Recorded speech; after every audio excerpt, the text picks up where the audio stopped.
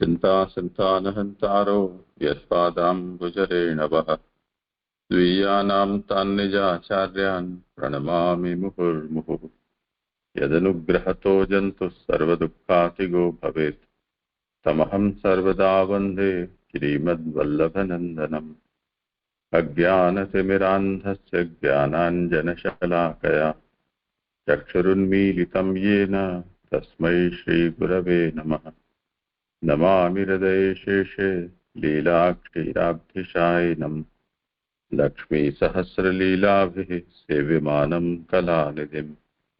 चतुर्भिश्च चतुर्भिश्च चतुर्भिश्च त्रिभिस्तथा षड्भिर्विराजते योऽसौ पंचधा हृदये। करें आरंभ।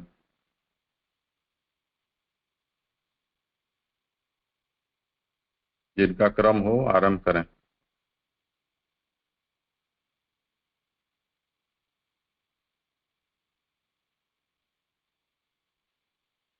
ज्ञानीलाल जी, आपका नंबर है, आप ऊपर आप करिए, पहले अनम्यूट करेंगे आपको।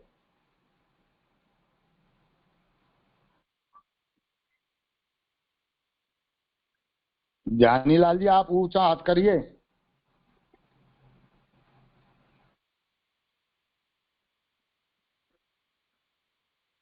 जय दंडवत। जय करो आरंभ। जय।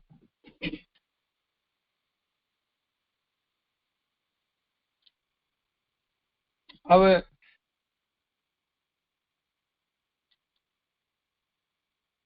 भगवत भजन करने में जब किसी प्रकार का विरोध नहीं हो सकता, अतः यहाँ तस्यैव हेतु यह श्लोक में। हेलो ज्ञानीलाल जी, जहाँ से आप पढ़ रहे हैं उसका पेज नंबर, पैरा नंबर वो आप पहले बोल दिया करो, सभी लोग उसमें मिलान कर लेते हैं। पहले पेज नंबर बोलो और कहाँ से पढ़ रहे हैं वो बोलो।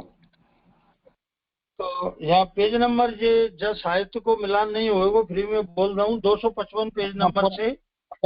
चलो पुरानी पुस्तक है, मैं बोलने देता हूँ, आपके पास पुरानी है। सभी लोग 2 से 11 नंबर पेज तक आ गए थे। अपन ऊपर का पैरा पूरा हो गया था, जिसमें वो खूंटी गाड़ कर उसको मजबूत किया जाता है, यहाँ तक अपन ने पढ़ लिया था। और उसके बाद का पैरा चलेगा प्रेम है पुरुषोत्तम यानी सर्वोत्तम है, यहाँ से चलेगा। सब लोग अपनी पुस्तक में देख लें, ठीक है? अब प्रमेय में पुरुषोत्तम ही सर्वोत्तम है। इसके बाद उनका दूसरा रूप अक्षर ब्रह्म है, जो कि ब्रह्मांड रूप कार्य करता है। और उसी अक्षर ब्रह्म का दूसरा रूप जिसको सब अधिकार प्राप्त है वह काल है। काल के अंशभूत कर्म और स्वभाव हैं। दूसरे अक्षर ब्रह्म के रूप यज्ञ है और उसी के रूपांतर प्रकृति पुरुष हैं और उन्हीं से तत्व हुए हैं और उनसे ब्रह्मांड हुआ है। तो यहाँ तक ये प्रमेय में कृपा रूप में पुरुषोत्तम ही सर्वोपर है। फिर उनकी जो दूसरे जो अक्षर ब्रह्मी उनको स्वरूप यहाँ कहो आचार्य से, जो सब ब्रह्मांड रूप कार्य करता है। और उसी अक्षर ब्रह्म को दूसरा रूप यहाँ जिसको सब अधिकार प्राप्त है वह काल है। और काल के अंशभूत कर्म और स्वभाव है। और दूसरे अक्षर ब्रह्म के रूप यज्ञ और उसी के रूपांतर में यहाँ प्रकृति पुरुष हैं। इनसे ये पंचभौतिक तत्व है, जो पंच तत्व आदि हुए हैं और उनसे ही ये ब्रह्मांड हुआ है। अब जीव जो हम हैं वे पुरुष के ही अंश हैं।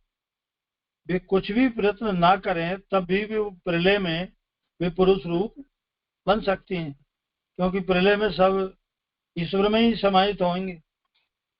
क्योंकि जिससे पैदा होते हैं वो प्रलय काल में उसी में ही लीन हो जाती है। अब बीच में भी जीव काल के अधीन होकर जैसे झाक और बुदबुदे के समान वे अनेक भावों में परिणत होते हैं। तो वता मूर्खम यानी भजन को छोड़कर अन्य धर्मों से क्या फल प्राप्त होता है?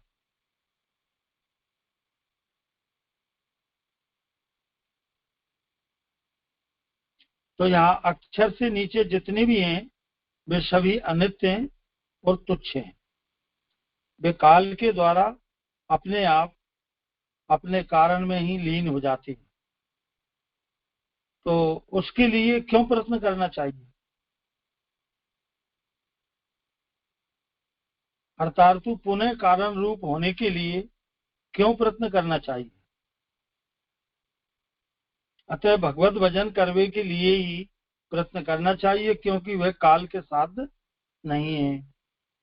तो ये यहाँ तक जो क्रम समझाए अपन को, तो यहाँ तक काल की जो संरचना यहाँ तक अपन को बतलाई। मैं तो इतना समझो जे, तो फिर अपन ज्यादा पढ़े तो फिर प्रसंग भी लंबा हो जाए। जहाँ पे जिनको समाधान करना हो वैष्णवन को, वो कृपा करें।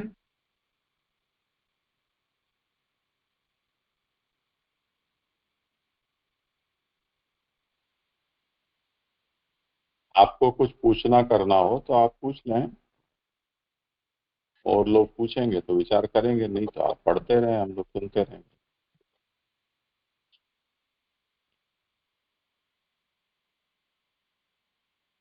ये यहाँ एक ये प्रश्न थोड़ा समझ नहीं आयो कि अर्थात उसके लिए जो कह रहे हैं कि अपने आप वो कारण में ही लीन हो जाते हैं, तो फिर उनके लिए क्यों प्रयत्न करना चाहिए? ये इस पर समझ में मेरे तो नहीं आए।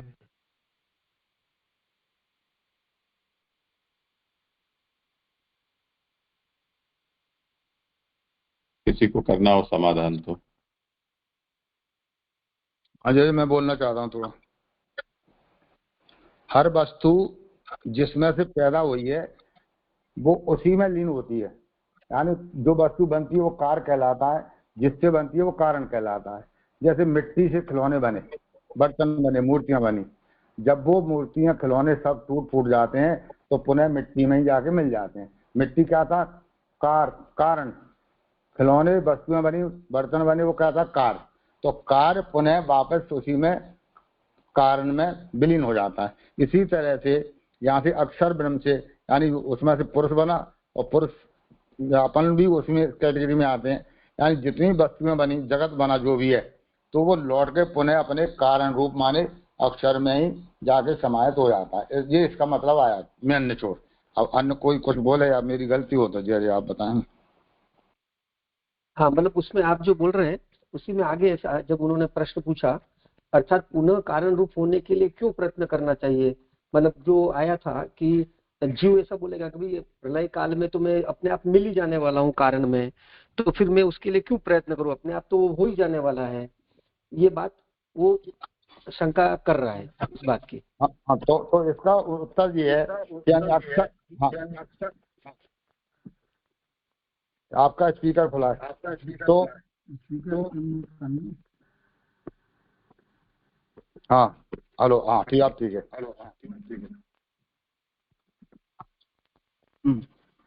किसी का फोन खुला हुआ है।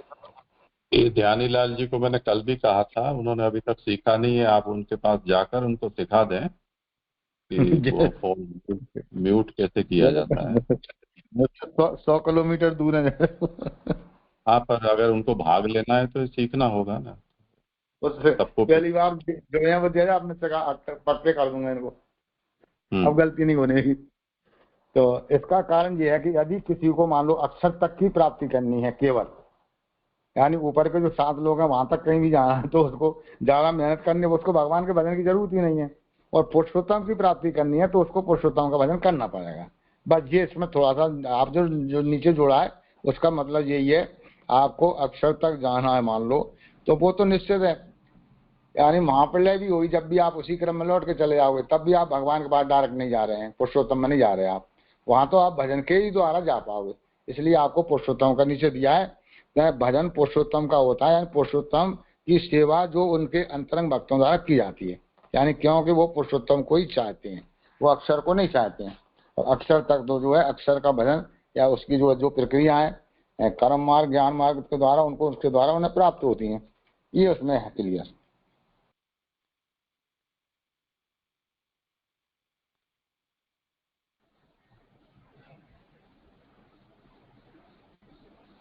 चलो पढ़ो ध्यानी लाल जी आगे। हाँ, अब ये अनम्यूट होगा तो मैंने बच्चे को बुलाओ, वो सिखा रहा भैया। आप आवाज आ गई? अब ठीक है, बोलो, पढ़ो आगे।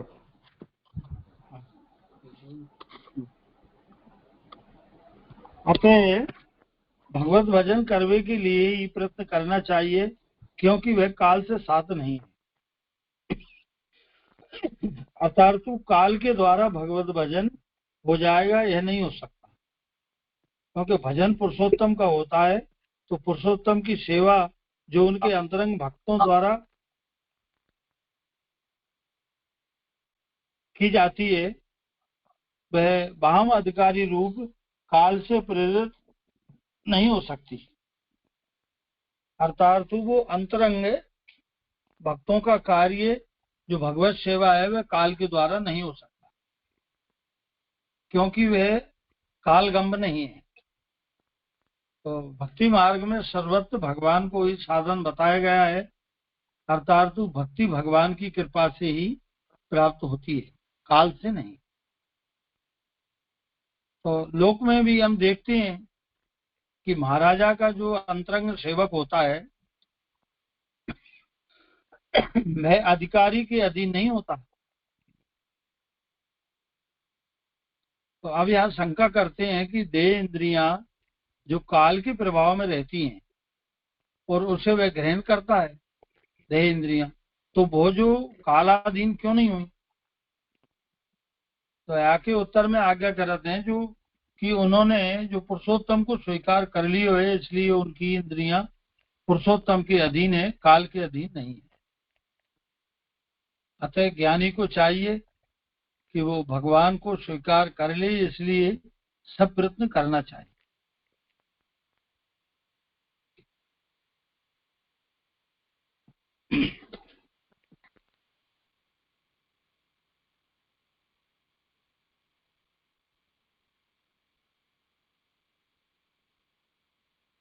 इसमें उन्होंने पुरुषोत्तम को स्वीकार कर लिया है,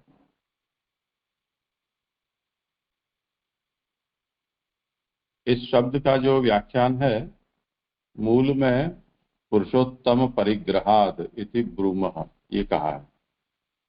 वैसे दो ही तरह से इसके अर्थ हो सकते हैं, पुरुषोत्तम को स्वीकार कर लिया है ऐसा भी हो सकता है, और पुरुषोत्तम ने स्वीकार कर लिया है ऐसा भी हो सकता है।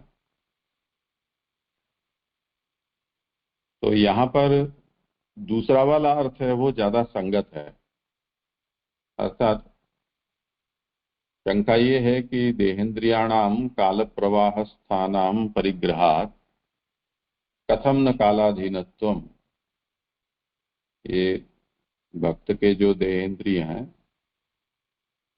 वो काल प्रवाह में पड़े हुए हैं, और काल के प्रवाह में जो हैं उनका उन्होंने परिग्रह कर रखा है, तो उस स्थिति में उनको कालाधीन क्यों नहीं माना जाना चाहिए?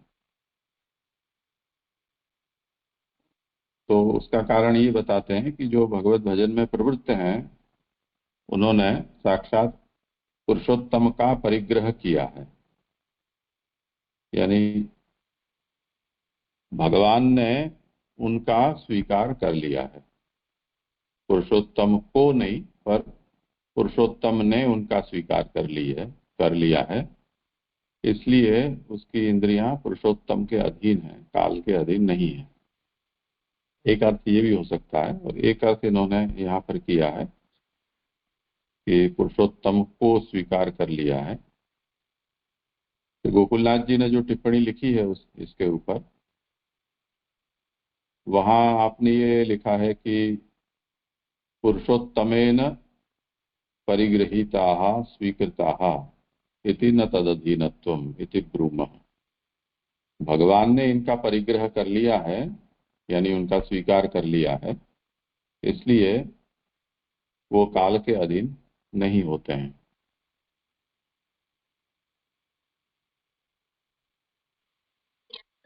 तो जैसे जो दोनों ही अर्थ सही हैं, जो रिवर्सिबल क्रिया हो गई।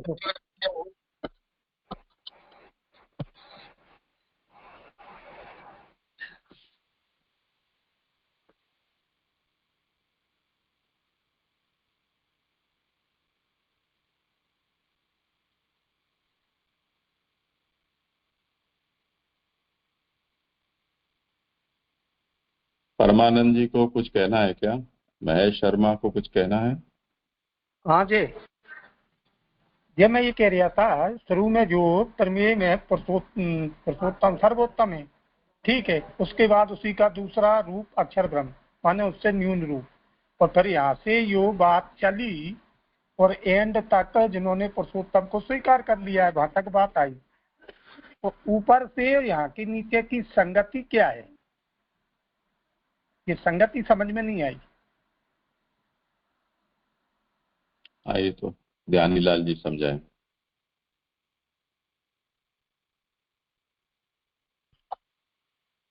हाँ, ये यहाँ में जो संगति है कि जो उनकी जो काल को जो भेद समझा रहे हैं कि काल कर्म के अनुसार जो कह रहे हैं कि पुरुषोत्तम को जिनकी इंद्रियों ने स्वीकार कर लिया, इसलिए ये काल से अतीत हो चुकी हैं, ये काल के अधीन, प्रकृति पुरुष के अधीन, कर्म के अधीन नहीं रही, क्योंकि भजन पुरुषोत्तम का होता है, वो पुरुषोत्तम काल के अधीन नहीं है। मेरे हिसाब से तो ये संगति यहाँ इतनी समझ में आ रही है। जहाँ जो उदाहरण देके समझा रहे हैं कि जैसे कोई महाराजा को अंतरंग सेवक हो गए, वो अधिकारी फिर अधिकारी के अधीन नहीं होता वो।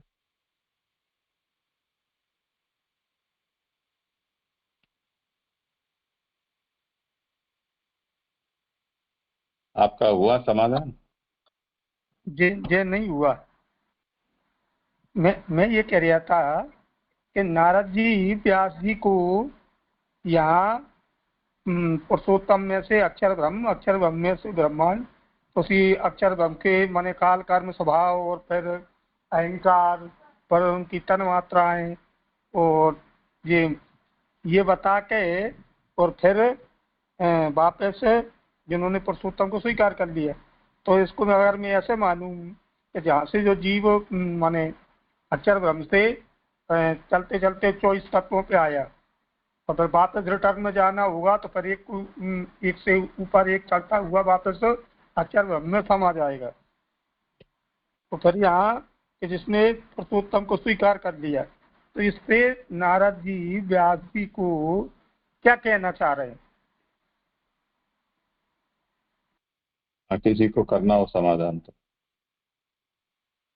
वो यही तो कह रहे कहो चाह रहे हैं, जो नीचे की जो दो लाइन आई है नहीं, कि जिन अभी जय ने समझाया पुरुषोत्तम ने उन्हें स्वीकार कर लिया है, अथवा जो इसमें जो लिखी हुई है कि जिन लोगों ने पुरुषोत्तम को स्वीकार कर लिया है, ऐसे लोगों को यानी वो पुरुषोत्तम के अधीन हो चुके हैं, फिर वो काल के अधीन नहीं रहेंगे, यानी वो अक्षर में जाना ही नहीं है, उनको क्लियर तो कर दिया, वो तो डायरेक्ट पुरुषोत्तम की प्राप्ति करेंगे, काल के अधीन थोड़ी रहेंगे, अक्षर के अंडर में नहीं रहेंगे वो। ये क्या यार, बोलो। ठीक है, मुझे इसको इस तरह से समझ कि ये जो पूरा विषय चल रहा है उसमें व्यास जी को ऐसी भ्रांति है कि उन्होंने बहुत बड़ा तीर मार लिया है, 4 वेद का विभाजन कर दिया, 17 पुराण रच दिए, महाभारत लिख दी, पर इतना करने पर भी जब वो अकृतार्थ से उनको प्रतीत हो रहे थे, तो नारद जी ने उनसे पूछा, तो व्यास जी ने कहा कि बात आपकी सही है कि लगता तो ऐसा था कि मैंने बहुत कुछ कर दिया है, पर फिर भी मेरा हृदय यहाँ पर संतुष्ट नहीं है, तथापि नात्मा परितुष्यते में, ऐसा कहा। तो आप ब्रह्मा के मानस पुत्र हैं, आपका बड़ा ज्ञान है, तो आप बता दें मुझे इसका कारण क्या हो सकता है। तो संक्षेप में नारद जी ने ये कह दिया कि भवतानुदित प्रायम यशो भगवतो मलम ये ने वासौ न तुष्येत मन्ये तद्दर्शनम फिलम, कि भगवान के निर्मल यश का ज्ञान प्रायः आपने नहीं किया है, ऐसा मेरा मानना है। इसलिए जिससे भगवान संतुष्ट नहीं होते हैं, ऐसा शास्त्र हो तो शास्त्र और ज्ञान हो तो ज्ञान, वो मेरे हिसाब से अधूरा है। तो आपको यही कार्य करना है। ये तो मुख्य उत्तर है नारद जी का। और जो व्यास जी ने काम किया है वो कैसा किया है, उसकी निंदा भी की है, व्यास जी को थोड़ी फटकार भी लगाई है और थोड़ा उपहास भी किया है उनका। तो जो हम 2-3 पिछले श्लोकों में देखते हुए आए हैं उसमें उन्होंने ये बता दिया कि लोग जो स्वभाव से विषयासक्ति में होकर और जो अ, ऐसे सकाम कर्म कर रहे हैं, क्षुद्र तुच्छ फलों की अभिलाषा जिनको है, उनको उन्हीं में आपने जोड़ दिया महाभारत की रचना करके।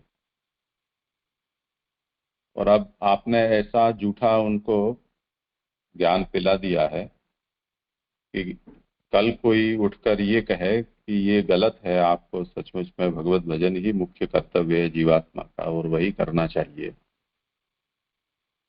तब भी लोगों के दिमाग में अब वो सच बात नहीं बैठेगी। कैसी झूठ फैला दिया आपने। तो ये आपने बहुत बड़ा व्यतिक्रम किया है, महान व्यतिक्रम, यानी सब कुछ उलट पलट कर दिया आपने।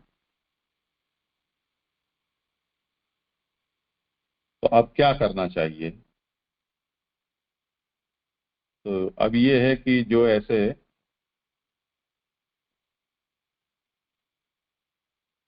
परमार्थ की बुद्धि रहित जो हैं, क्षुद्र बुद्धि वाले जीव हैं, उनका जिसमें हित हो उस तरह से भगवत लीला का सबके लिए आप वर्णन करें। अब उसमें यदि व्यास जी ये कहें कि कोई धर्माचरण करने में बुराई क्या है, तो करना चाहिए ना। यदि धर्माचरण नहीं करेंगे तो क्या होगा? और धर्माचरण रहित होकर यदि भगवत भजन भी करते हैं तब भी अनिष्ट फल होगा धर्माचरण न करने के कारण। तो ये सब बातें जो हुई उसका विचार ये 17वें श्लोक में त्यक्त्वा स्वधर्मम चरणाम्बुजम हरेर भजन पोतपते तथो यदि, उसमें किया गया। और उसमें ये बात कही गई कि जो अश्वधर्म है उसका परित्याग करना चाहिए और भगवत भजन में प्रवृत्त होना चाहिए। ऐसे में कभी ये हो सकता है कि जिस तरह से जड़ भरत जी सब कुछ छोड़ छाड़ कर और भगवत भजन में लगे, पर अन्यासक्ति हो जाने के कारण उनका पुनर्जन्म हुआ। यानी परिपक्व अवस्था भगवत भजन से की भी प्राप्त न होने पर कभी ऐसा हो सकता है।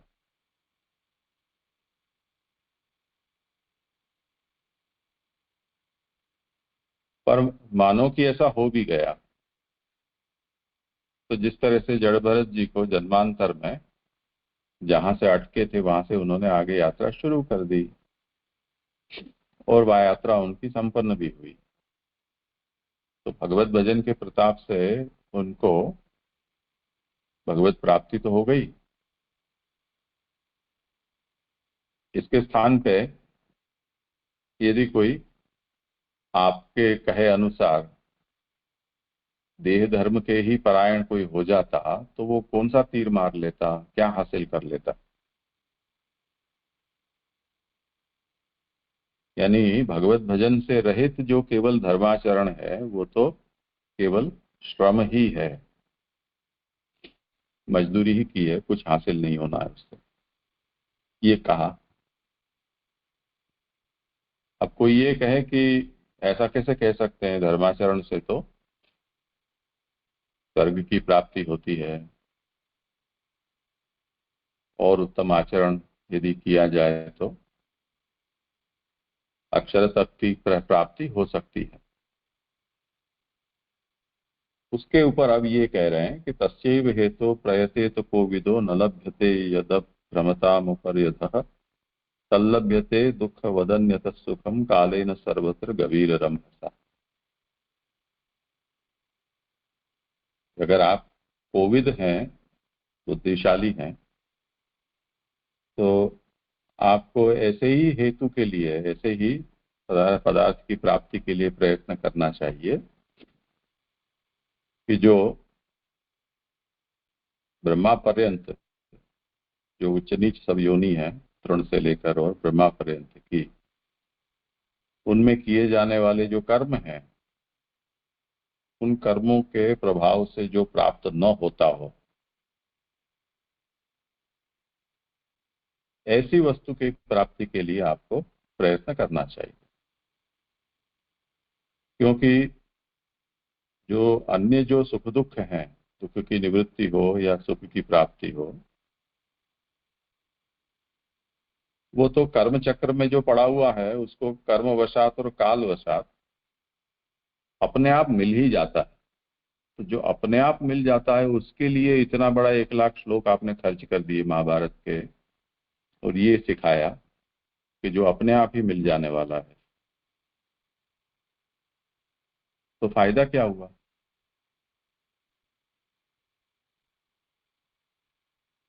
तो आपको ये चाहिए कि आप कुछ ऐसा ज्ञान दें कि जो ब्रह्मा आदि देव भी जिसकी आकांक्षा रखते हों, उनको भी जो प्राप्त न हो, और जो काल या कर्म के प्रभाव से भी जो प्राप्त न होता हो, ऐसी फल की प्राप्ति जिससे होती हो, ऐसा कोई उपाय आप बताएं, तब तो ठीक बात है। तो इस बात पर यहाँ विचार चल रहा है। तो महाप्रभु ने यहाँ पर पूरा क्रम बताया है। क्या क्रम बताया है? कि सर्वोत्तम कौन है? सर्वोत्तम पुरुषोत्तम। उनके दूसरे क्रम में उनका ही रूपांतर अक्षर है, जो सभी कार्यों को करता है। तो अक्षर का ही रूपांतर काल माना जाता है, जो सबका अधिकारी है, सबका ऊपरी है। तो काल के ही अंशभूत कर्म और स्वभाव होते हैं। उसी अक्षर का रूपांतर यज्ञ है, और उसी अक्षर के रूप में प्रकृति पुरुष होते हैं, जिनसे तत्व प्रकट होते हैं और जिनसे ब्रह्मांड बनता है। उनमें जो अक्षर के जो रूप भेद में से पुरुष जो है, वो पुरुष के अंश हम होते हैं सब। अब हम जो पैदा हुए हैं, वो जन्मते मरते यानी बुलबुले की तरह हम बनते रहते हैं, फूटते रहते हैं। जब से हम बने हैं, वहां सब से लेकर प्रलय जब तक होगा, तब तक हम बुलबुले की तरह बनते रहेंगे और फूटते रहेंगे। पर अंत में तो हम भी उसी पुरुष रूप में लीन हो जाएंगे। तो जो अक्षर का ही जो रूप भेद है पुरुष, उस पुरुष रूप को तो हम बिना कुछ किए भी प्राप्त कर ही लेंगे। तब आप ये विचार करें कि इतनी बड़ी सिद्धि को तो हम बिना कुछ किए ही प्राप्त कर लेने वाले हैं, तो इसमें फल की क्या बात है? इसलिए अक्षर पर्यंत जो कुछ भी है, वो सब कुछ तुच्छ है। तुच्छ होने का मतलब बाट देखनी है केवल, और कुछ करना धरना नहीं है। बस आप बैठे रहो,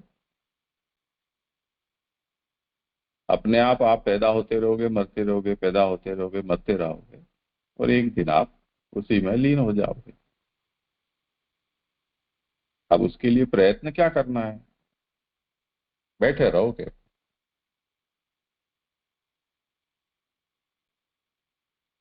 जैसे बड़े उम्र के लोगों को या अपाहिजों को लकवा मार जाता है, ऐसे रोगियों को व्हील चेयर पर या स्ट्रेचर पर बैठा देते हैं। बस उनको बैठे रहना है और बाट देखनी है, बाकी का काम सभी अपने आप हो जाएगा। तो जहां ले जाना हो ले जाया जाएगा, सुलाना हो सुला देंगे, वापस उठा देंगे, नवा देंगे, खवा देंगे, कपड़े बदल देंगे, दवा दे देंगे। ये सब अपने आप होता रहेगा, उसके लिए उनको कुछ करना ही नहीं है। बस जो कर रहे हैं उनको करने देना है, बस इतनी मेहरबानी वो कर दे तो बहुत है। तो अब ऐसे फल की प्राप्ति के लिए आपने 1 लाख लोग खर्च कर दिए, ऐसे नारद जी फटकार रहे हैं व्यास जी को।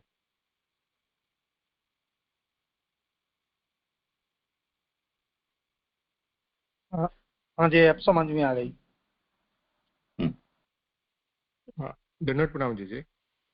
जी आपने यहाँ पे भी आया कि अक्षर ब्रह्म के रूप यज्ञ है, तो जी यहाँ पे फिर यज्ञ नारायण को भी ले लेना है? नहीं, यज्ञ नारायण को नहीं लेना है। और जी फिर यज्ञ नारायण को कहाँ लेंगे हम जी? वो उसका आदिदैविक रूप है, अक्षर उसका आध्यात्मिक रूप है और यज्ञ है वो उसका आदिभौतिक रूप है। जी जी जी, धन्यवाद प्रणाम जी।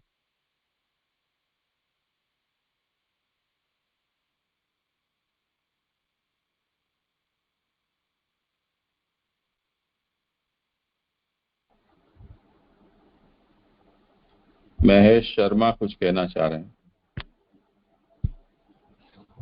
जय, पूरा समझ में आ गया। दंडोत जय, आपने जो अभी जो बताया, अब मेरी कोई शंका नहीं है।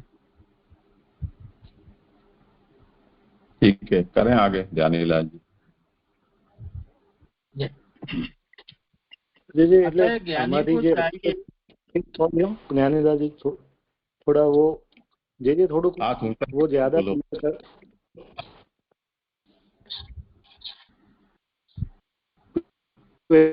महेश जी को अगर कुछ कहना नहीं है यज्ञ है करते हैं।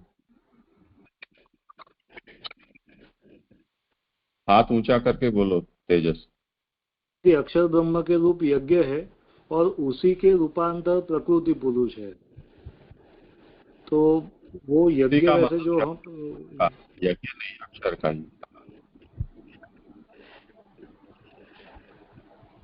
जी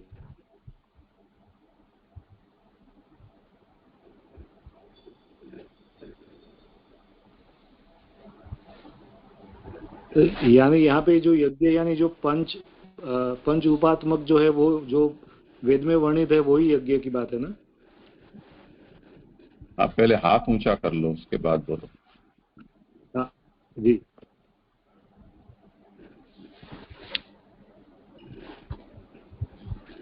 हाँ, यज्ञ रूप वही,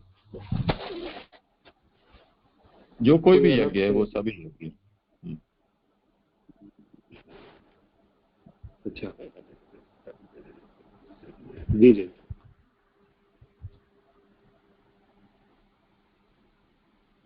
करें आगे। अतः ज्ञानी को चाहिए कि भगवान स्वीकार कर लें, इसलिए सब प्रयत्न करना चाहिए। मूर्खों की तरह अन्न फल के लिए प्रयत्न नहीं करना चाहिए। अब यहाँ शंका करते हैं कि लोक वेद से यह सिद्ध है कि भजन करना चाहिए, तो फिर नवीन बात का विधान न होने से श्लोक में आया यथेत यह विधि कैसे हो सकती है? क्योंकि अप्राप्त अंश को बताने वाली ही विधि होती है। तो इस पर कहते हैं कि न लभते यद भ्रमता उपर्यथा, यानी ब्रह्म से लेकर जड़ पर्यंत तक भ्रमण करने वाले जीवों के उस शरीर से अथवा उस शरीर के धर्म से जो प्राप्त ना हो सके उसके लिए प्रयत्न करना चाहिए।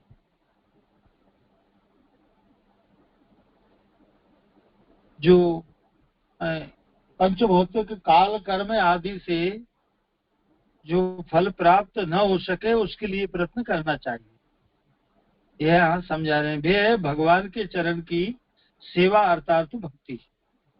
जो धर्म रूप सेवा जो श्रवण कीर्तन आदि रूप है तो वह लोकविद सिद्ध है। तदपि स्नेह प्रदान सेवा लोकविद सिद्ध नहीं है, अथवा यूं कहिए कि बिना मतलब की सेवा लोकवेद सिद्ध नहीं है, अतः उसके लिए यथेत यह विधि है। ये यहाँ ये थोड़ा सा ये यहाँ से समझ में मेरे भी नहीं आ रहा मुझे। अर्थात तो जो भगवत धर्म स्वरूपी जो सेवा कीर्तन आदि जो रूप कही है, श्रवण कीर्तन आदि, ये लोकविद सिद्ध है। ये बात समझ नहीं आई, ये कृपा करें कोई वैष्णव समाधान करें या आप श्री। हाँ, जिनको उत्तर देना हो। मतलब मुझे यहाँ ऐसा लग रहा है इसका तात्पर्य कि जो बात कही गई है ना कि कौन सी वो ऊपर जैसे आया शंका करी कि ब्रह्मा, यहाँ पे देखो प्राप्त ब्रह्मा से लेकर जड़ पदार्थ भ्रमण करने वाले जीवों को ऊपर आई ना, लोकविद मूर्खों की तरह अन्य फल के लिए प्रयत्न नहीं करना चाहिए। शंका है लोकवेद से यह सिद्ध है कि भजन करना चाहिए। तो अब जब ये शंका है कि लोकवेद से सिद्ध जो भजन है वो करना चाहिए, वो तो लोकवेद में है ही है, तो फिर क्या नया विधान हो रहा है? तो वहां पे बताया जा रहा है कि लोकवेद से जो सिद्ध है वो स्नेह प्रदान नहीं है, वो जो श्रवण कीर्तन जो है वो धर्म प्रदान है, जिसको अपन वैसे जनरल सेंस में मर्यादा मार्गीय जो भक्ति है वो कहते हैं, जो जिसका विधान किया गया है लोकवेद में, वो वहां उसका वर्णन। और जो स्नेह प्रदान है यानी जो पुष्टि है वहां उसका वर्णन नहीं है। वो बिना मतलब की सेवा, यानी कि जहाँ पे कोई भी प्रकार का आशय नहीं है, कुछ भी प्राप्त करने की इच्छा नहीं है, सेवा सेवा के लिए की जा रही है, उसका विधान वेद में नहीं है। वो स्नेह प्रदान सेवा है इस संदर्भ में।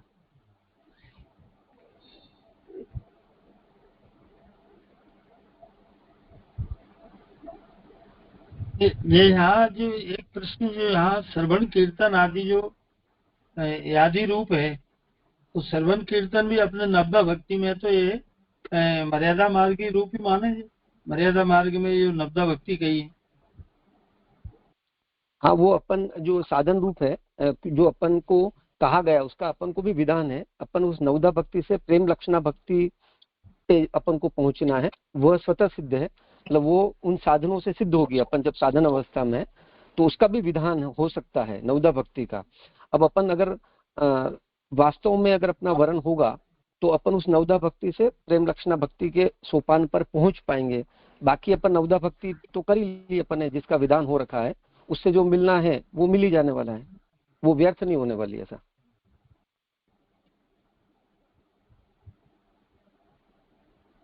आदि रूप है वह लोकविद सिद्ध है, अर्थ तदपि स्नेह प्रदान सेवा लोकविद सिद्ध नहीं है, अथवा यूं कहिए कि बिना मतलब की सेवा लोकविद सिद्ध नहीं। अतः उसके लिए अतीत है विधि। यद्यपि ज्ञान के लिए भी ऐसा प्रयत्न किया जाता है, परंतु ज्ञान से अक्षर ब्रह्म की ही प्राप्ति होती है, पुरुषोत्तम की प्राप्ति नहीं होती। तो गीता में कहो है तर स्थिसा मवता सकता चेत सामर्थार्थु अव्यक्त जो अक्षर ब्रह्म है उसमें आसक्त रहने वालों को महान कलेश होता है।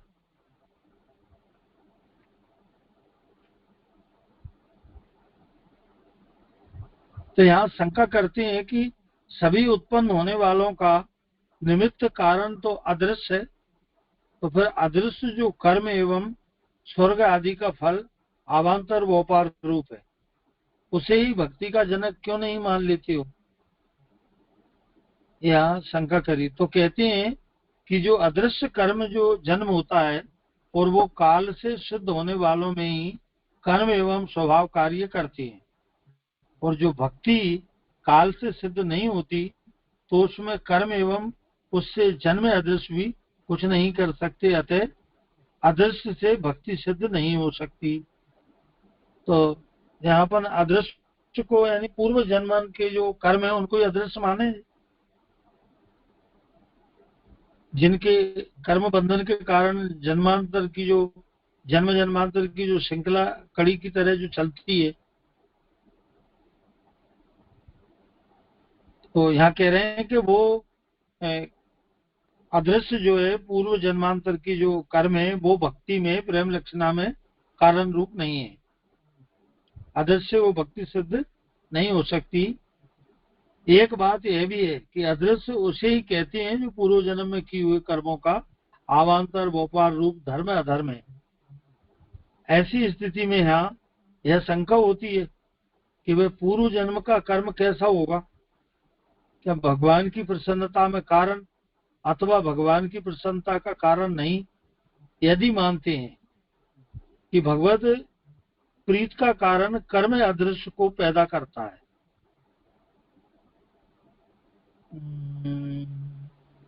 कि भगवत प्रीत का कारण कर्म अदृश्य को पैदा करता है, तो कहते हैं कि दृष्ट कर्म से ही भक्ति होती है।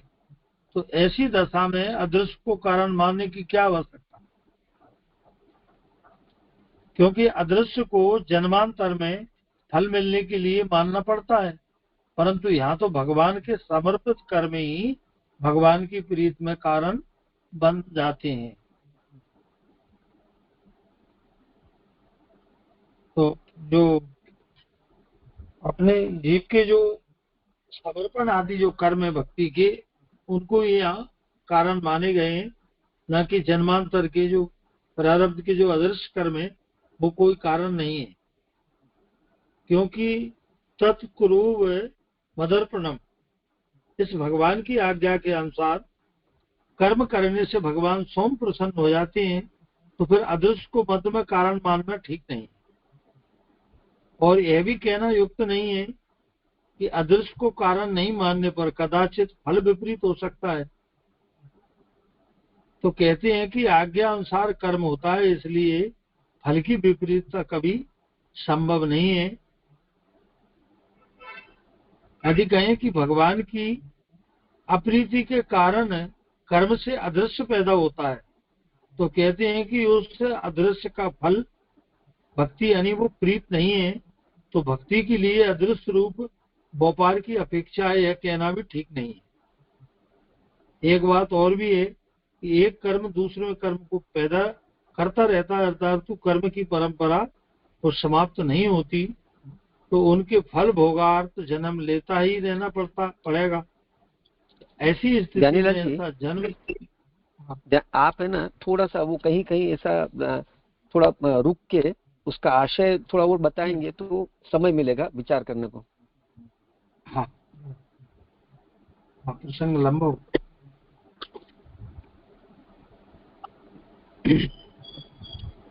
तो यहाँ वही था, वो ज्ञानी लाल को वही कहने वाले थे कि वो थोड़ा सा एक लाइन पर, ये क्या आगे का संदर्भ भी पता नहीं चल रहा है, क्या बात चल रही है ना वो, तो आप कृपा करके थोड़ा एक लाइन पढ़ के फिर समझाइए थोड़ा सा। क्या वो हम इतना पकड़ नहीं पाते, इतना जल्दी जल्दी आप पढ़ते जाओगे ना तो पीछे की बात छूट रही है, ऐसा हो रहा है।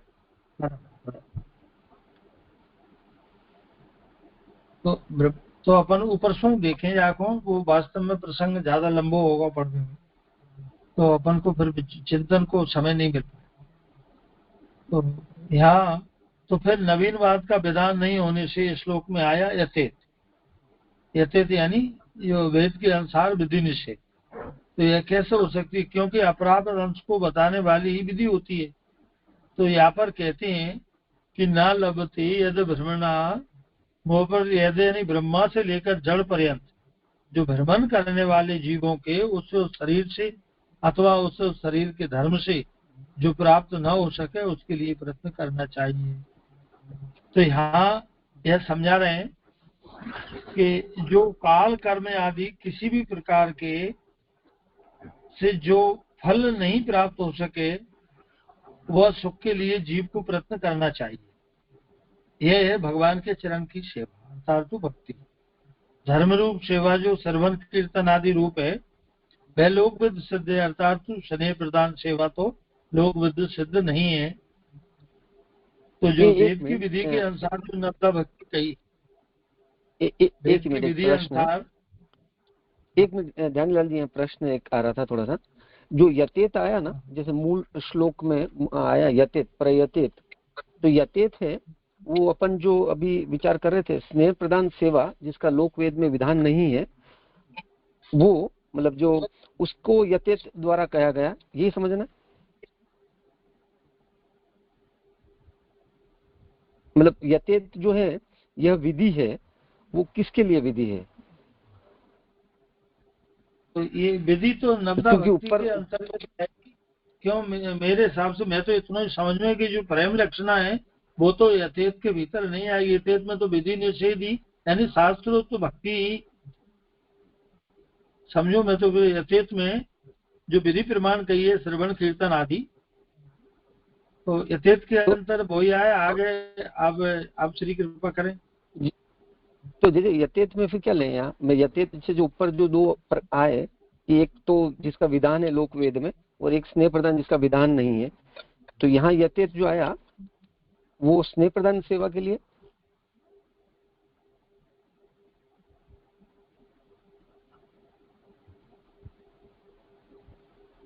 किसी को इस विषय पर समाधान करना हो तो।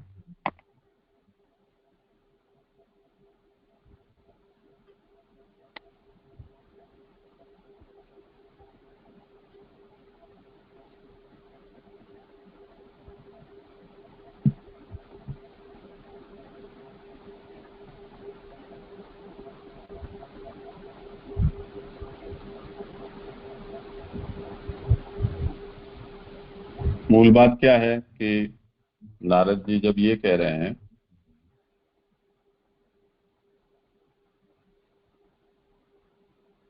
कि ब्रह्मलोक पर्यंत जिन लोगों के जन्म मृत्यु कर्मवशात होते रहते हैं और उनको जो प्राप्त हो जाता है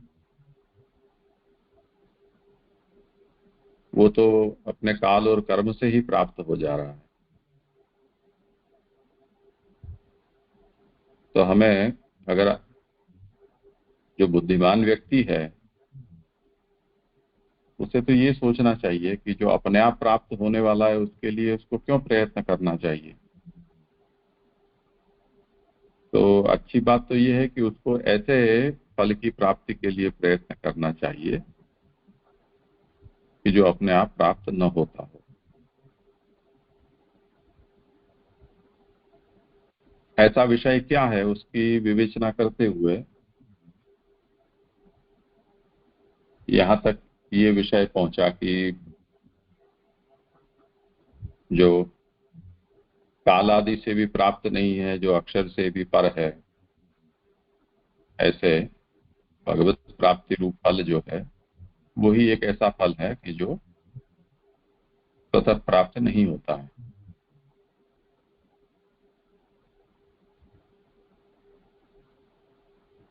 इसलिए भगवत भजन है वो काल साध्य नहीं होता है और पुरुषोत्तम में उसका पर्यवसान होता है। और ऐसे पुरुषोत्तम की सेवा जब कोई करता है तब जो पुरुषोत्तम के जो अंतरंग सेवक हैं काल आदि, वो उसमें प्रतिबंध नहीं कर सकते क्योंकि वहां उनकी गम्य नहीं है।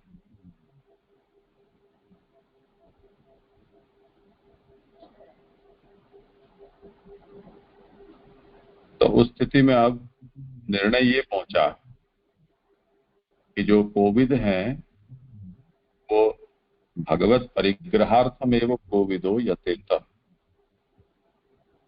भगवान को पकड़ने के लिए अथवा भगवान उनको पकड़ लें, दोनों में से कुछ भी, उसके लिए ही कोविद को यत्न करना चाहिए। मूर्खों को देखकर यहाँ वहां हाथ पांव नहीं मारने चाहिए, ये निर्णय हुआ। अब ये नारद जी जब ये कह रहे हैं कि कोविदो यतेत, व्यास जी उनसे पूछेंगे कि ननु कथम अत्र विधि ही अप्राप्तांशा भावात। आप जो यहाँ बता रहे हैं कि यतेत आपको यत्न करना चाहिए बुद्धिमानों को, ये तो विधि हुई, आज्ञा हुई। तो जब आज्ञा होती है तो जो वस्तु पहले से ही प्राप्त हो उसके विषय में आज्ञा नहीं होती है। जैसे आदमी बैठे हुए हैं, उनको हम ये कहें कि बैठो बैठो बैठो, तो वो कहेगा कि हम तो पहले से ही बैठे हैं। अगर हम बैठे हुए को ये कहें कि खड़े हो जाओ तो आज्ञा सार्थक हुई। उस तरह से आप बुद्धिमानों को जो आज्ञा दे रहे हैं वो आज्ञा आप तो ईश्वर भजन की दे रहे हैं। ईश्वर का भजन है वो तो लोक में और वेद में दोनों में ही पहले से ही सिद्ध है। तो यहाँ नई बात क्या हो गई? तो उस पर ये कह रहे हैं कि न लभ्यते यद भ्रमताम उपर्यथः, यानी ऊपर यानी ब्रह्मलोक पर्यंत, राधा यानी स्थावर पर्यंत जो जीव उनके कर्मानुसार उनको जो जो भी शरीर प्राप्त हुए हैं उस शरीर से या उसके धर्मों से जो प्राप्त नहीं करता है उसकी प्राप्ति के लिए यत्न करना चाहिए। तो अब इसका मतलब ये हुआ कि आपने जो ये कहा कि ईश्वर भजन है वो तो लोक वेद में सिद्ध है, तो वो सिद्ध भजन कौन सा है? महेश शर्मा को कुछ कहना है क्या?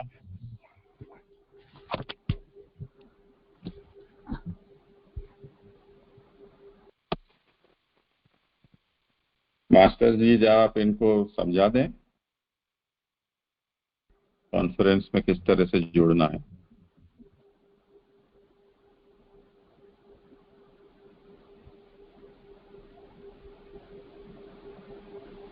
अभी तो मैं रिमूव कर देता हूं इनको।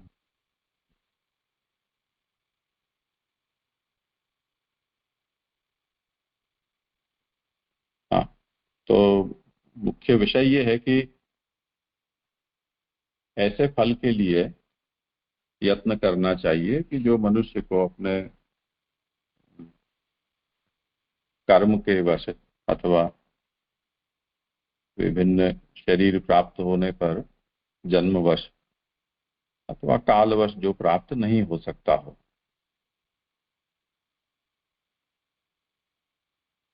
अब ईश्वर भजन उसमें कारण बनता है, तो ईश्वर भजन के दो रूप हो जाते हैं। आप ये कहते हो कि ईश्वर भजन तो सिद्ध है, तो यदि सिद्ध हुआ तो उसके दो स्वरूप बन जाएंगे। तद ही वैधम, यानी जो ईश्वर भजन ये लौकिक पारलौकिक फलों को प्राप्त कराता है और जिसका विधान लोक में और वेद में प्राप्त है वो वैध प्रकार का हुआ। तो धर्मरूप सेवायाः लोक वेद सिद्धत्वेपि न भक्ति सेवा तत्सिद्धा।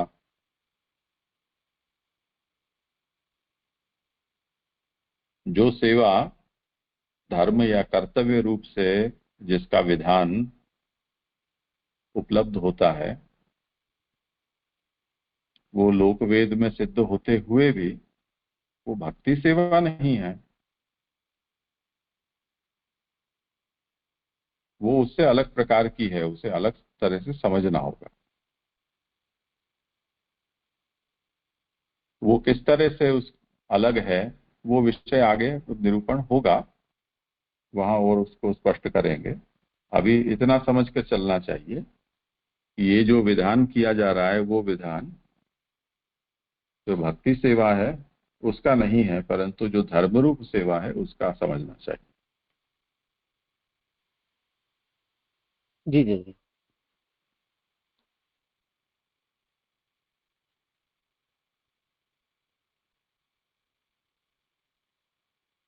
हाँ करें ध्यानीलाल जी।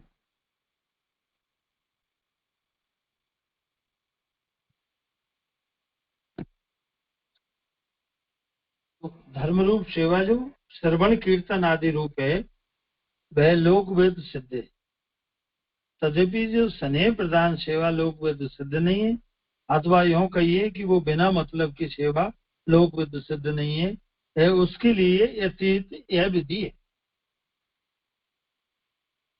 तो यद्यपि ज्ञान के लिए भी तो ऐसा प्रयत्न किया जाता है, परंतु ज्ञान से अक्षर ब्रह्म की ही प्राप्ति होती है, पुरुषोत्तम की प्राप्ति नहीं होती।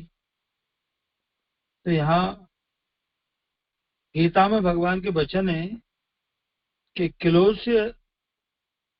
क्लेशोधिकतर स्तेषां में व्यक्ता सक्ता चेतसाम, अर्थात तो अव्यक्त जो अक्षर ब्रह्म है उसमें आसक्त रहने वालों को महान क्लेश होता है।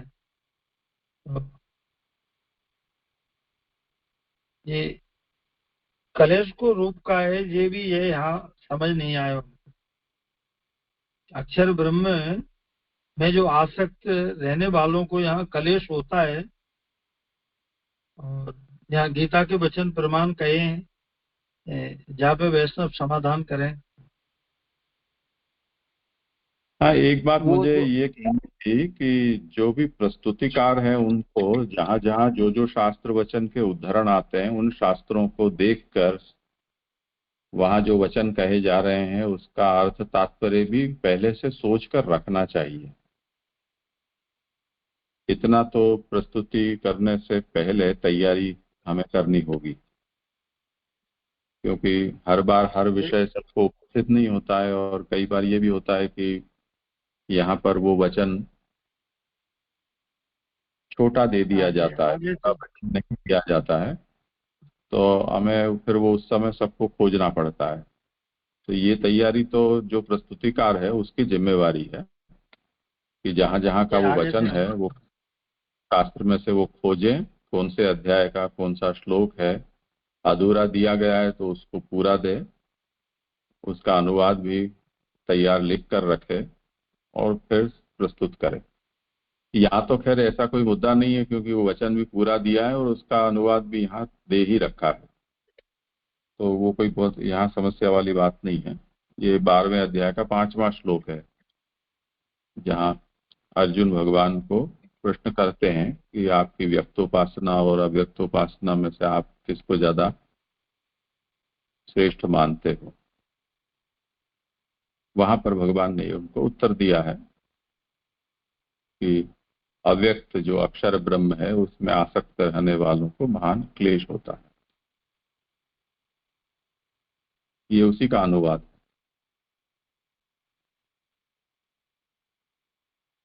ठीक है।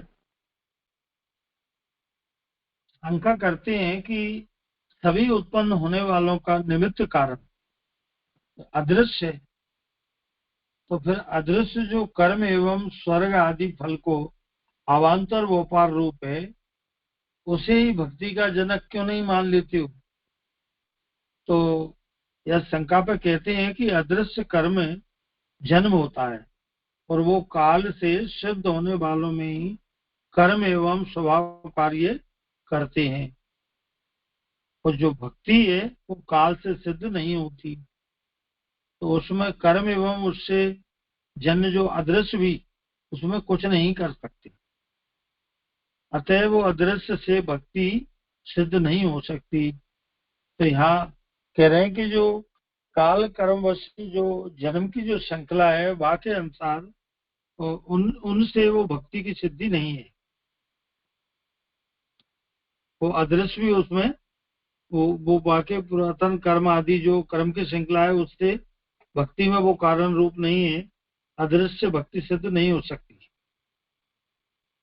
और एक बात यह भी है कि वो अदृश्य उसे ही कहती हैं जो पूर्व जन्म में किए हुए कर्मों का जो अवांतर व्यापार, यानी जो उनने जिस फल की आकांक्षा से जो कर्म किए हैं वो व्यापार रूप है।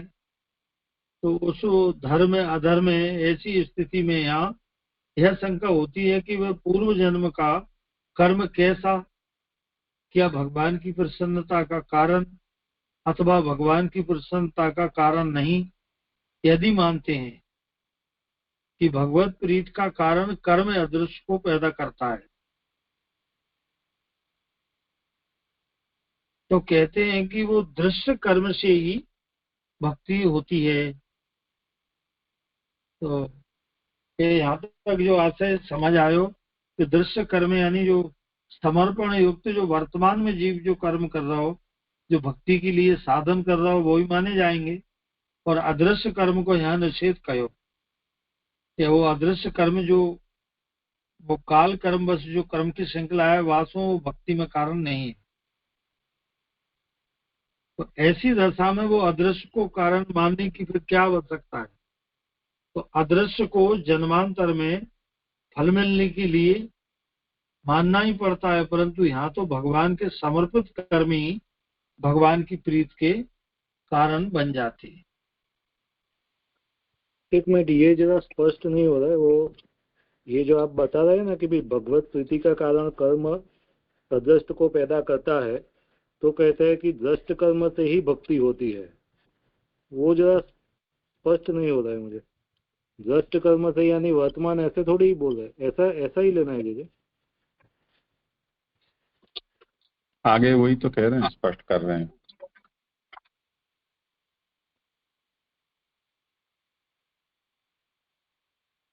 आगे का जो पढ़ो, अदृष्ट को जन्मांतर में फल मिलने के लिए मानना पड़ता है, परंतु यहाँ तो भगवान के समर्पित कर्म ही भगवान की प्रीति के कारण बन जाते हैं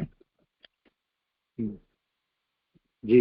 यानी कि अभी जो अदृष्ट को न मानकर दृष्ट को ही मानो। अभी तो चर्चा चल रही है। जी जी जी जी जी यहाँ पे जो कर्म अदृष्ट को पैदा करता है, तो जी इससे क्या समझना कि भक्ति प्रीति का कारण कर्म अदृष्ट को पैदा करता है।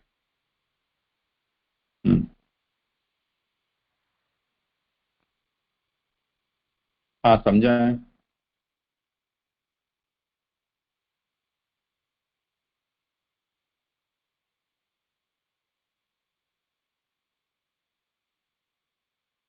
या भगवत प्रीति का कारण कर्म अदृश्य को पैदा करता है।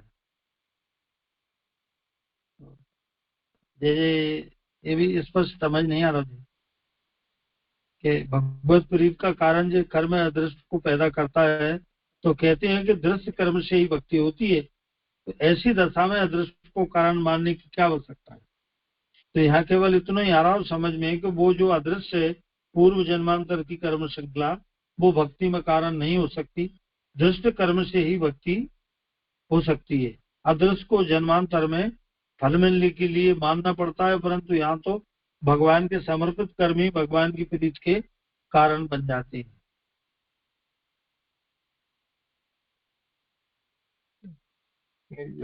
वही अदृष्ट को पैदा करता है, इसका मतलब आखिर क्या हुआ।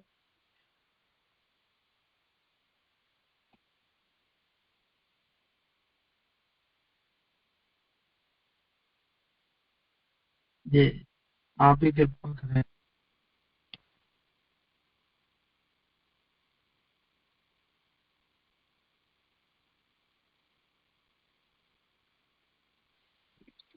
हाँ जी जी, दंडवत।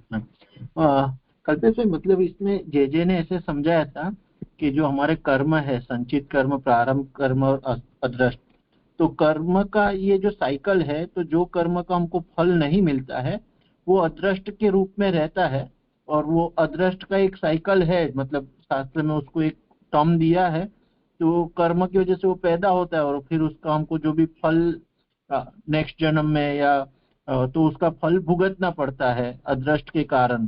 तो एक सिस्टम के भाग रूप में अदृष्ट को बोलते हैं, जहाँ आपके कर्म के फल इकट्ठे होते हैं और वो कुछ ना कुछ रूप में फल प्राप्त होते हैं, तो उसको अदृष्ट ऐसा कहा जाता है, ऐसा मुझे याद है।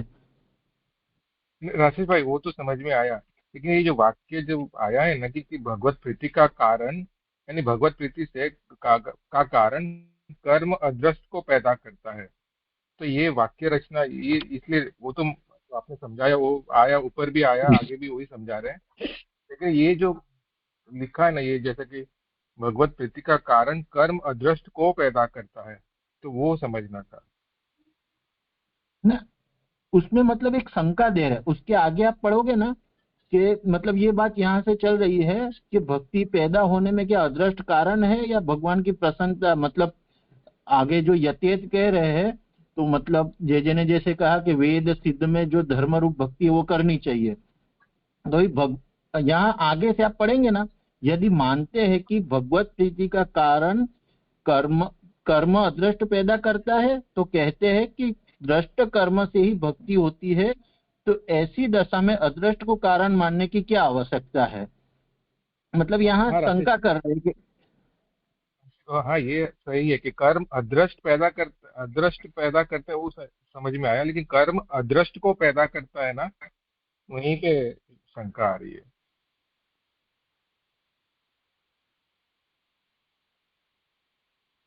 इसमें ऐसी बात है कि एक सामान्य सिद्धांत आशंका करने वाला सिद्धांती के गले में उतार रहा है कि पहले आप ये स्वीकार करो कि जो कुछ भी होता है वो अदृष्ट वशात होता है।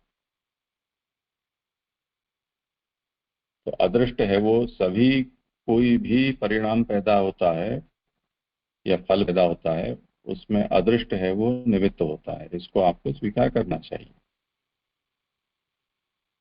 अगर ऐसा है, अब किसी के भीतर भक्ति हुई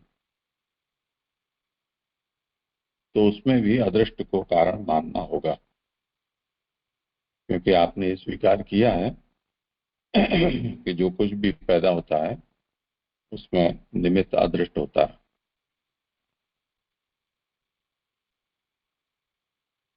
तो उस संबंध में सिद्धांती ने ये उत्तर दिया कि हम आपकी इस बात को पूर्ण रूप से स्वीकार नहीं करते हैं, पर हमारा केवल इतना कहना है कि जो कालजन्य होते हैं ऐसे परिणाम, उनमें अदृष्ट का कुछ हाथ हो सकता है। तो जो कालजन्य नहीं है उसमें अदृष्ट का कोई रोल नहीं मान सकते हैं। तो अब वो आशंका करने वाला है वो अभी उस पक्ष को लेकर चुप हो गया। अब दूसरी अपनी ओर से जो आर्ग्यूमेंट है सिद्धांत की ओर से, वो ये कह रहा है कि अदृष्ट का अर्थ क्या होता है, पहले आप ये स्पष्ट करो। तो अदृष्ट की परिभाषा ऐसे दी कि मनुष्य अपने पूर्व जन्म में कुछ कर्म करता है और उस कर्म से कुछ अवांतर व्यापार पैदा होते हैं।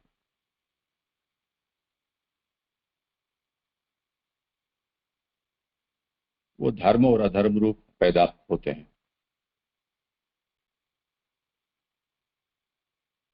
यानी हम जैसे इस समय ये अध्ययन कर रहे हैं, अध्ययन करने से तत्काल हमें कुछ बुद्धि लाभ हुआ, कुछ बातें हमें समझ में आई। अब ये जो समझ में आई वो तो हमें दृष्ट परिणाम प्राप्त हो गया।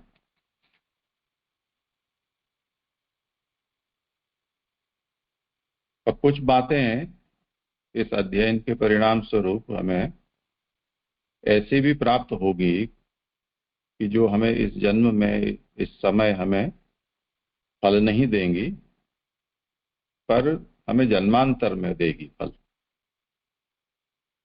तो जन्मांतर में देने वाली जो इसका जो प्रभाव है उसको अदृष्ट नाम से हम कह देंगे। वो किस रूप में देगी फल, कितनी इकट्ठी होने पर देगी, वो हमें कुछ पता नहीं है।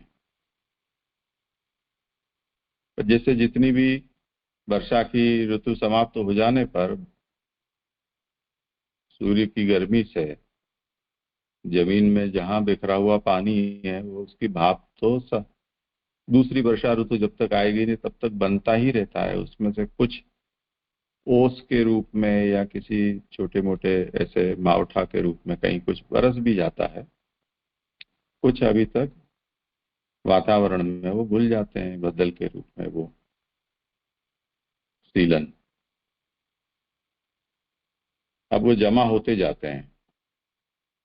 अब जब दूसरा आवर्तन वर्षा ऋतु का शुरू होगा और वो जल भार उसका इतना हो जाएगा कि अब वो बदल सहन न कर सके तो बरस पड़ेगा। तब अचानक आसमान से कहां से बारिश आई? तो हम उसका यही तो कहेंगे ना कि वो इतने वक्त से जो भाप बनी थी वो ऊपर जमा होती गई और फिर आकर अचानक बरस गई। यही अदृष्ट है, ऐसा समझ लो। अब वो धर्म रूप और अधर्म रूप यानी पुण्य पाप दोनों रूप में होते हैं। तो अब सबसे पहले ये समझ लो कि अदृष्ट क्या है। तो अदृष्ट की परिभाषा दे दी।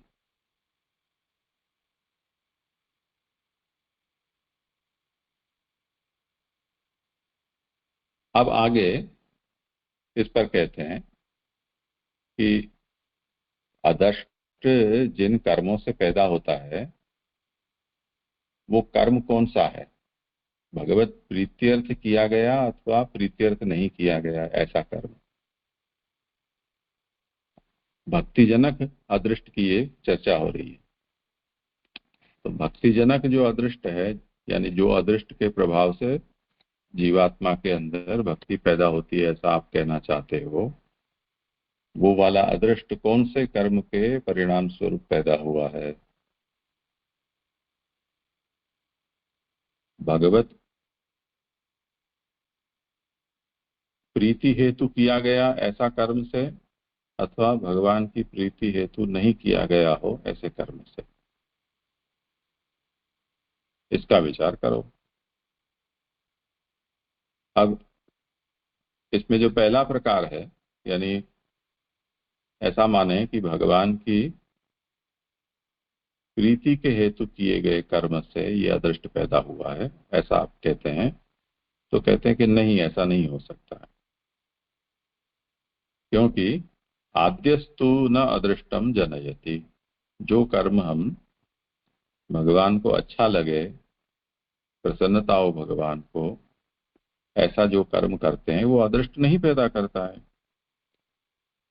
दृष्टे नैव भगवत प्रीति जननात्, वो कर्म तो हमने जो भी भगवत प्रीत्यर्थ किया उससे भगवान की प्रीति वहां प्रकट हो जाएगी, उसमें अदृष्ट की क्या आवश्यकता है?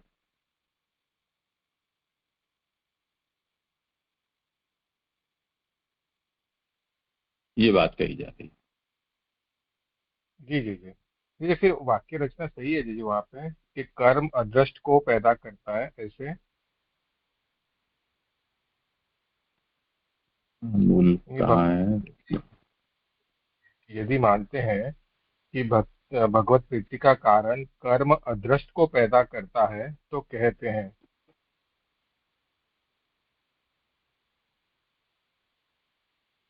देखिए वो 212 से नीचे की चौथी लाइन दीजिए। हाँ हाँ, मिला।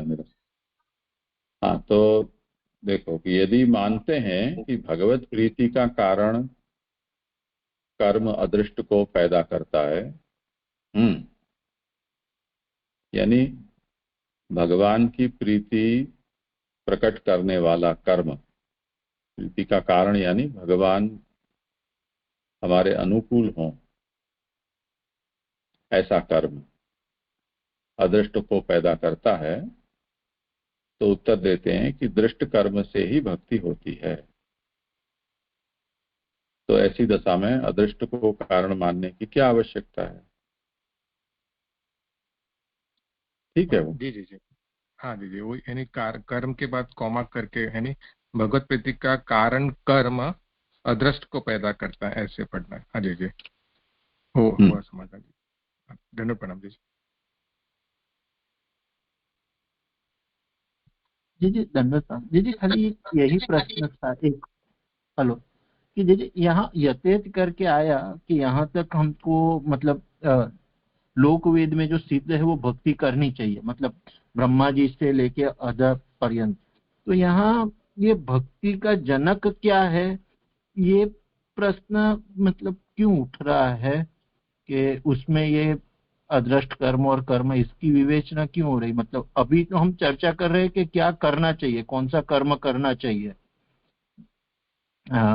कौन सा कर्म योग्य है। ये थोड़ा प्लेसमेंट जैसे मालूम नहीं पड़ा। हाँ, करो, समाधान कैसे करना हो।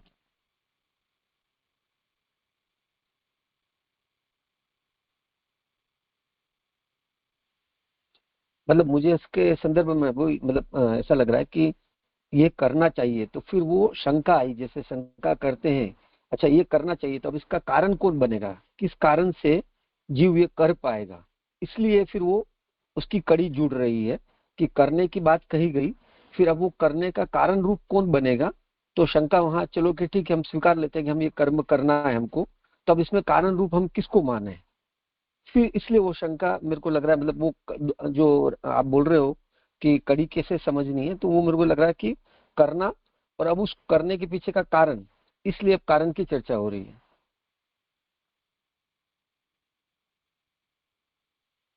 मतलब अभी तो हम कर्म की बात कर रहे हैं ना कि कौन सा कर्म योग्य है। तो अभी तो मतलब ये सिद्ध हो गया कि भगवान की भक्ति ही करनी चाहिए, जिसकी वजह से मतलब अधोलोक से ऊर्ध्वलोक तक ऐसा कोई कर्म नहीं है कि जिससे मनुष्य के दुख दूर हो। बुद्धिमान मनुष्य के लिए यही करना चाहिए।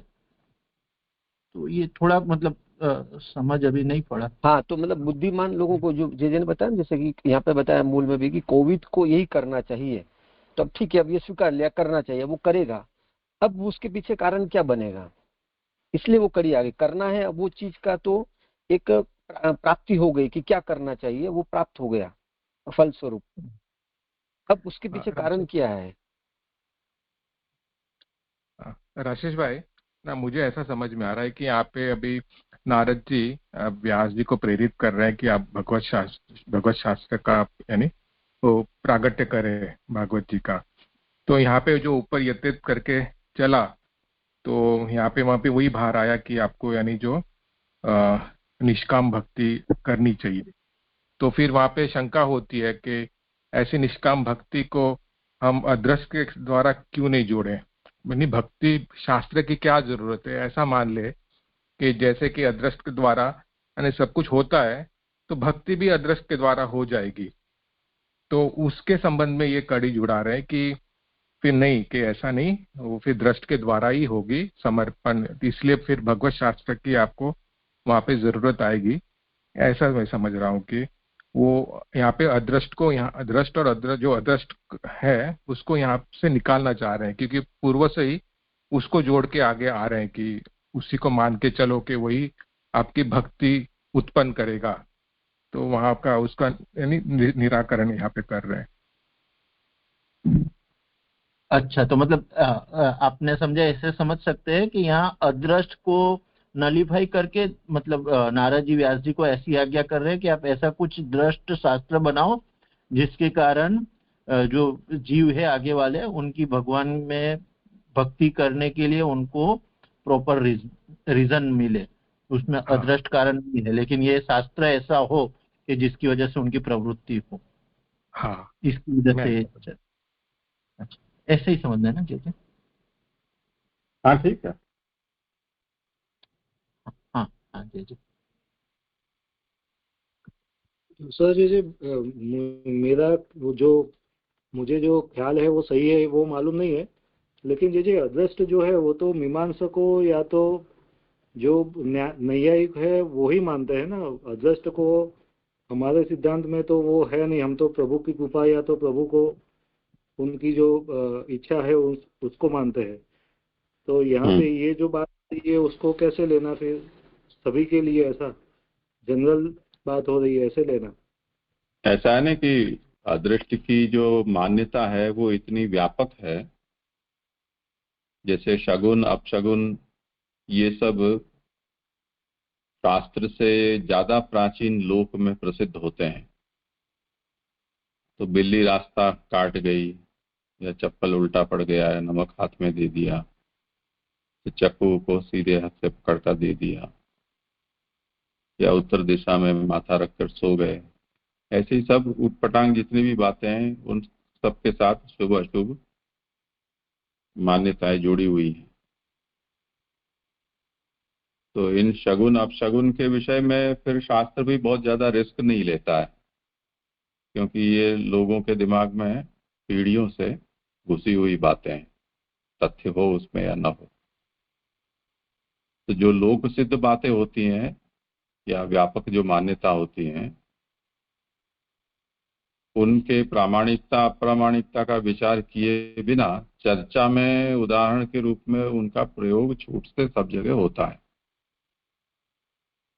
उस तरह से अदृष्ट भी है। वो मीमांसकों ने कर्म मीमांसा में इतना फैला दिया है अदृष्ट अदृष्ट की महिमा कि वो सभी जगह व्याप्त है। तो चर्चा भी लोग उसी टर्मिनोलॉजी का उपयोग करके करते हैं। तो यद्यपि अपने यहाँ इसे स्वीकार नहीं किया गया है, यानी स्वीकार नहीं किया गया उसका मतलब अदृष्ट कोई ईश्वर की इच्छा से स्वतंत्र कोई व्यवस्था है, उस तरह से स्वीकार नहीं किया गया है। पर वो ईश्वर इच्छा रूप अदृष्ट तो है ही, वो हमारे यहाँ भी मान्य है।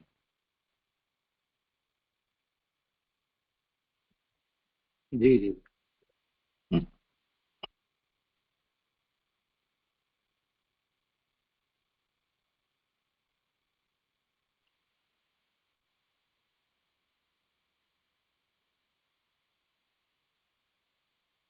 अब क्या विषय रहा?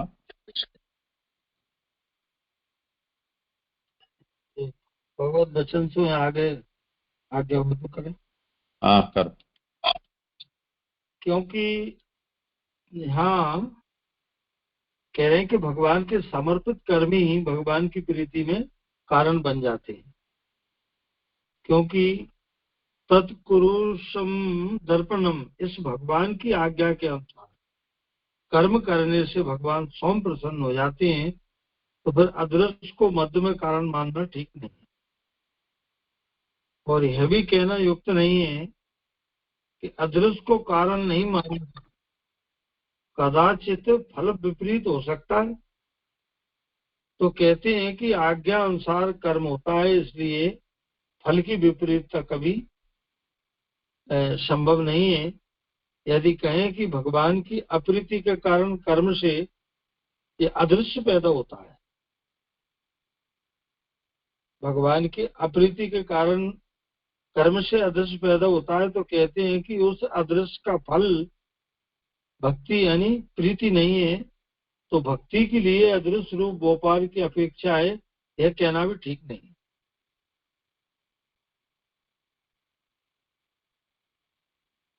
तो ये यहाँ भगवान की आज्ञा के अनुसार जो कर्म करने से भगवान स्वयं प्रसन्न हो जाती हैं, तो फिर यहाँ अदृश्य को बीच में लाना ठीक नहीं है। और यह भी कहना ठीक नहीं है कि अदृश्य को कारण नहीं मानने पर कदाचित फल विपरीत हो सकता है। तो कह रहे हैं कि आज्ञा अनुसार कर्म होता है, इसलिए फल की विपरीतता कभी संभव नहीं है। यहाँ भगवान की अप्रीति का कारण कर्म से अदृश्य पैदा होता है।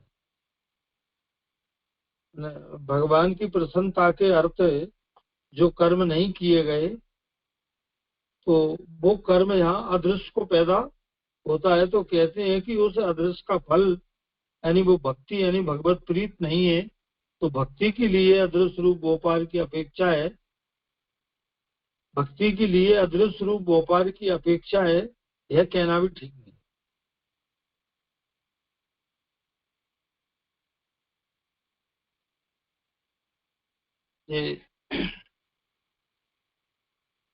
ये यहाँ तक जे कुछ इस पर समझ नहीं आओ जे कुछ कि अदृश्य रूप व्यापार की अपेक्षा यह कहना भी ठीक नहीं है, क्योंकि विपरीतता भी उसमें आज्ञानुसार कर्म होता है, इसलिए फल की विपरीतता भी कभी संभव नहीं है। यदि कहें कि भगवान की अप्रीति के कारण कर्म से अदृश्य पैदा होता है, तो कहते हैं सो अदृश्य का फल भक्ति यानी वो भगवत प्रीत नहीं है, तो फिर भक्ति के लिए अदृश्य रूप व्यापार की अपेक्षा है, यह कहना भी ठीक नहीं है। तो जहाँ पे वैष्णव समाधान करें जो पूरा स्पष्ट नहीं हो पाया।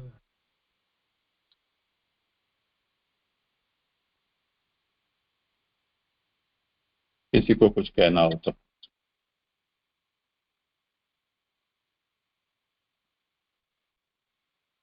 मतलब मुझे यहाँ ऐसा लग रहा है जो ऊपर पंक्ति आई कि अदृष्ट को जो मध्य में अदृष्ट को नहीं मानना, तो अब अदृष्ट को नहीं मानेंगे तो अदृष्ट को अगर नहीं मानने पर क्या विपरीत फल प्राप्त होगा? तो कहा गया कि नहीं, आज्ञा के अनुसार अपन कर्म कर रहे हैं तो इसलिए विपरीत फल प्राप्त नहीं होगा। फिर यदि कहें कि भगवान की अप्रीति के कारण कर्म से अदृष्ट पैदा होता है, क्या हम भगवान की कोई अप्रीति, कोई भी जो है प्रभु, जैसे ऊपर अपन ने दो प्रकार के कर्म देखे कि एक तो प्रभु की ऐसे कोई कर्म जिससे प्रभु की प्रसन्नता होती हो, जो अपन ने कालांतर में अवांतर व्यापार रूप किए हैं, और कोई ऐसा कर्म जिससे भगवान की प्रीति प्रसन्नता न होती हो। तो उस संदर्भ में यह बात आ रही है कि उसको भी अगर हम स्वीकार नहीं कर रहे हैं तो फिर भक्ति के लिए अदृष्ट के व्यापार की अपेक्षा है, यह कहना ठीक नहीं है। मुझे ऐसा आशय लग रहा है यहाँ पे।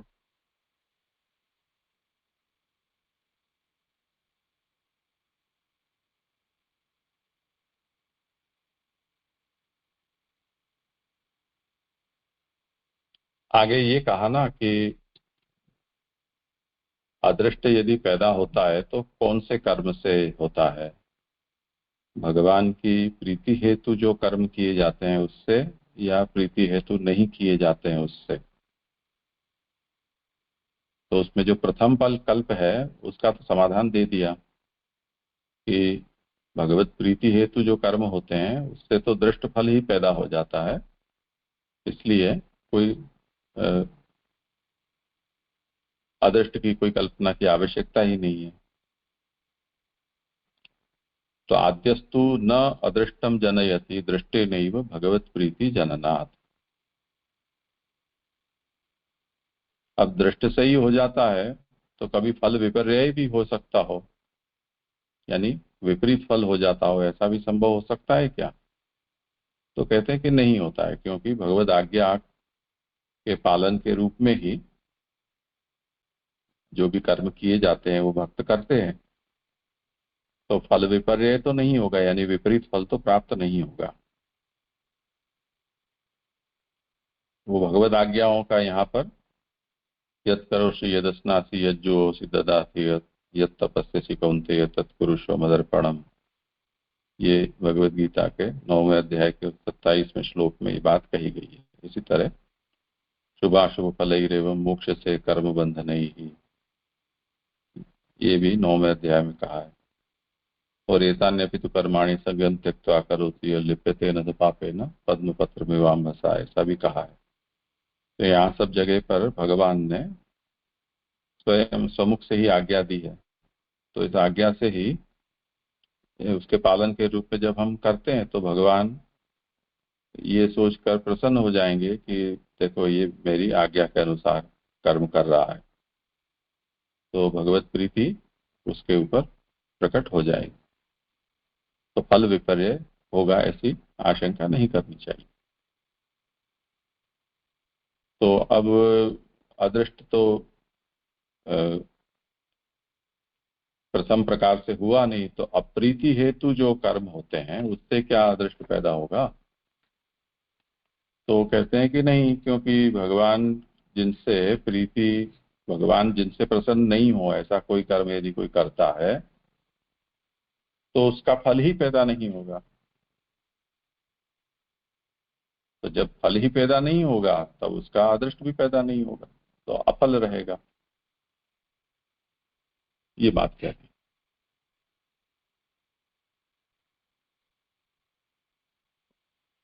जी जी तो आज यहाँ समय हुआ है, आगे आज राजा का प्रवचन है, जी जी आगे का कल करें।